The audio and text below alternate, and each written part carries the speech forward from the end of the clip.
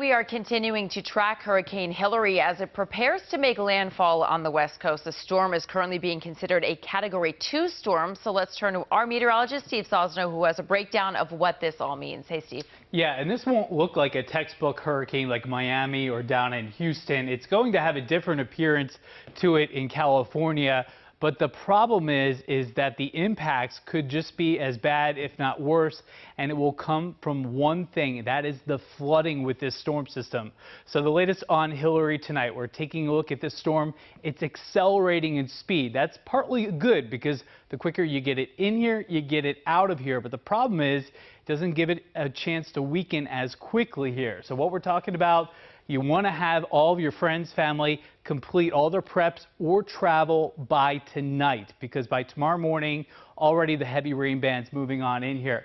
Damaging to catastrophic rainfall. That is a quote from the National Weather Service. They are not kidding around with this storm system. Some areas will be impassable, especially once you get into the hills east of Los Angeles and San Diego. These areas usually get missed out by storms as they're on the drier side of the mountains. This time, they're the ones that are going to be impacted. So travel may become impossible for a few days, if not longer, in some areas. So it's important to get to a safe destination and be ready to be there for a while. I think the worst conditions are outside of Los Angeles and San Diego, where they will be spared the brunt of the heaviest rains and the strongest winds. Here's Hillary tonight, down to a Category 1 with a new advisory here. Don't focus in on the category. That's not really important with this storm system. It's the rain bands and the rain intensity, which will be coming down at the rate of almost 2 to 3 inches per hour. As you can see, by 9 in the morning their time, lunchtime our time, the storm system just south of San Diego will be making landfall anywhere between, let's say, 2 and 5 in the afternoon. But remember, the rain bands and the wind are upwards of 500 miles north of the center. So for several hours tomorrow, the rain will be coming down in torrents, and the soil there is just so much different than our soil.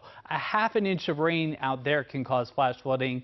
And so we're expecting 2 to 3 inches of rain an hour for several hours. So the images are going to be pretty tough here, out across the mountains and into the deserts like Palm Springs and Palm Desert. So areas that normally don't receive this kind of weather are going to be under the gun. So our prayers are with them and hoping for the best here for tomorrow. So our weather here closer to home, much quieter weather. We're looking at some heat on Sunday, intense heat on Monday, but just for a day or so. And then we're going to be looking at things getting better here Tuesday and Wednesday.